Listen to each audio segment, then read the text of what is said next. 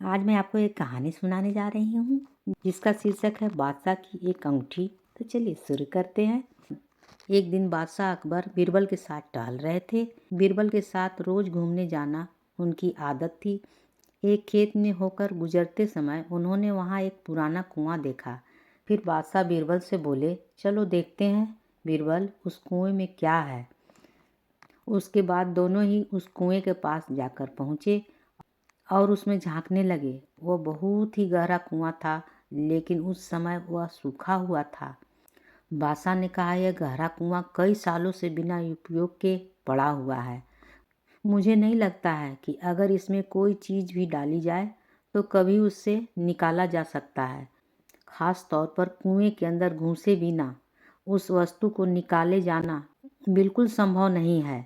फिर बीरबल बोले, ऐसी बात नहीं है, ऐसा हो सकता है, लेकिन इसमें कुछ समय ज़रूर लगेगा। बीरबल की बात सुनकर बादशाह ने अपनी अंगूठी उतारी और उस कुएं में फेंकते हुए बोले, देखते हैं कुएं में उतरे बिना तुम इसे निकाल पाते हो या नहीं। तुम जितना समय चाहो लगा सकते हो। तुम बस इस काम के लिए जितने भी धन की आवश्यकता हो वह तुम सरकारी खजाने से ले सकते हो।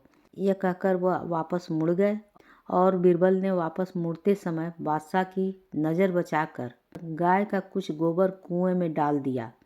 उसके बाद वह नगर में वापस आ गए। कुछ दिनों बाद बादशाह और बीरबल टहलते हुए फिर वहीं पहुंच गए। बादशाह को यह देखकर बड़ा आश्चर्य हुआ कि उस समय कुएं में पानी नहीं था, लेकिन अब लबालब भरा हुआ है।